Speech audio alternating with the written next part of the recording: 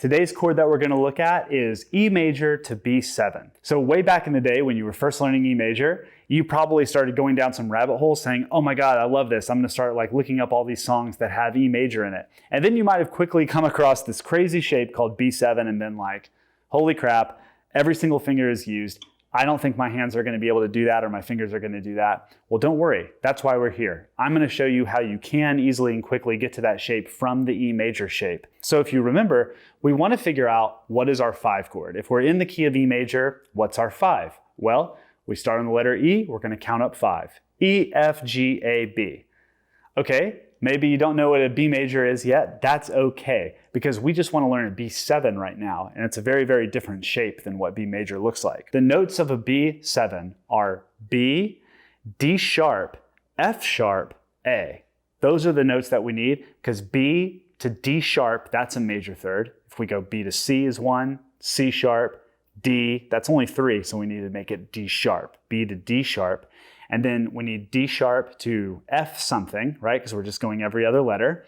So D sharp to E is 1, E to F is 2, F sharp, there you go, that's 3. So that's a major third plus a minor third. Now we just need a minor third on top. So we started on F sharp to G is 1, G to G sharp is 2, G sharp to A is 3. So that's a major third plus a minor third plus a minor third. So let's get right into it. We need to play a B7 chord using B, D sharp, F sharp, A. Finger 2 is going to go on to string 5, fret 2. Then finger 1 is going to go onto string 4, fret 1. And then finger 3 is going on fret 2, string 3. Then we can leave B open. And then we're going to add pinky onto string 1, fret 2. That's a B7 chord right there. It's a really, really cool chord, really sounds great. However, it looks intense, right? We have all this staggering that's taking place. Every other string, it just looks like kind of a mess. And then we have to also make sure that finger 1 is on the D sharp and not accidentally hitting the G string or hitting the A string. So there's a little bit of finesse here, but don't worry, we're going to take it step by step and make this a lot smoother and a lot simpler. Starting back on E major, how do we get quickly to B7? Here's the big secret. Finger 2 can be an anchor finger for the B7 chord. This is so important. When you're doing a transition, we already know how important and how effective it can be to have any finger, either staying down the same place or a guide finger. So in this case, we have the anchor finger of 2. Then finger 3 is going to just go down 1 string. Finger 1 is going to go up 1 string. Just a little swap.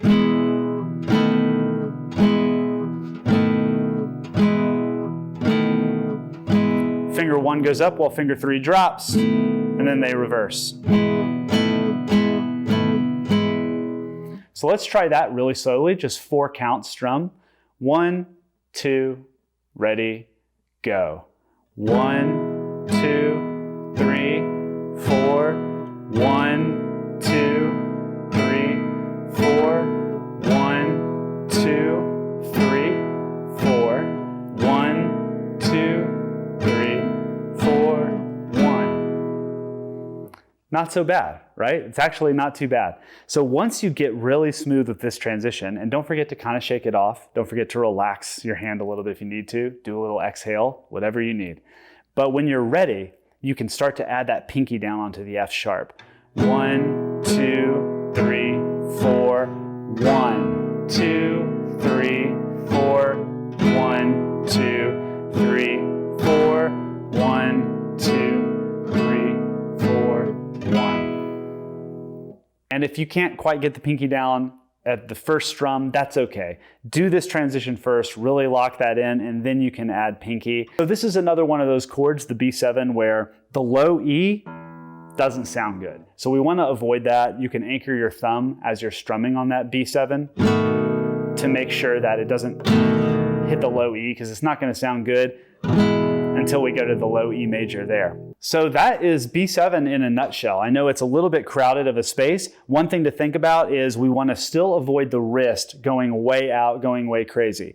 This is another one of those chords where, because there's so much happening on fret 2, it can feel like our whole hand and wrist needs to be like launched out here to the side, but don't do it. Try to keep it a little more straight. Look at this, similar to the A major stack where we were going across the fret. We can also do that with our B7.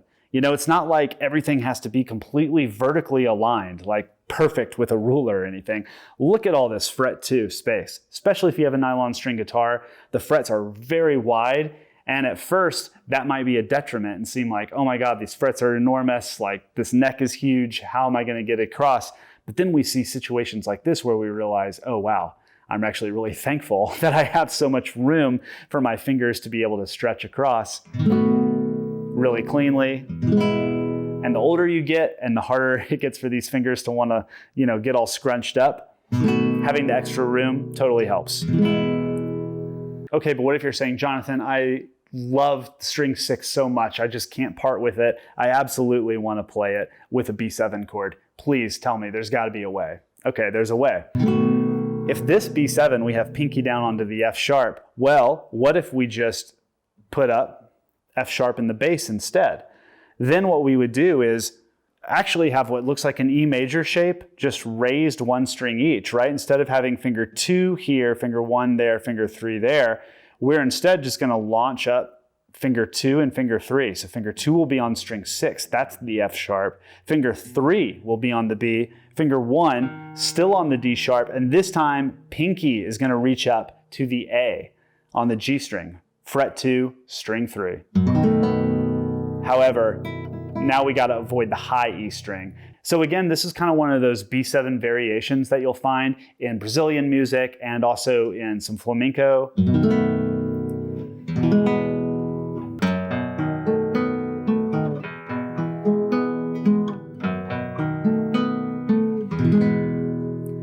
And you might be thinking, how did you just control your strum to not hit that E string? If you're strumming with your thumb or with a pick, you can control it to where you actually let your finger catch onto the high E string. So check it out. I don't want to go all the way through. So instead what I do is put a little extra inward pressure and catch, just allow it to catch on that string. And then you can go all the way through on the E major. So that's one little open chord B7 variation, but you should really get comfortable first just doing the B7 to E major shape. And you can really get comfortable by just isolating the movement with finger 1 and finger 3.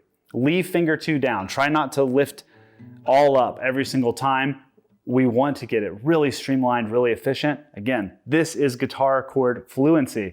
We want not only to know which chords need to go between each other, but also how to get there really seamlessly and really smoothly. So this is how we're going to do it. Super elegantly, light, very little effort. Just look at this little switch. Then it's just a matter of getting pinky down.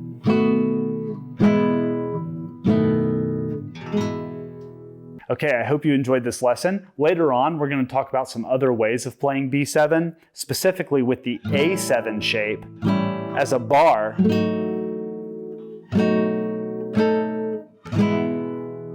But for now, just play the E and the B7 shape that we've just learned, and you are off to the races. You're able to play basically every Johnny Cash song and a lot of other songs as well. So enjoy it.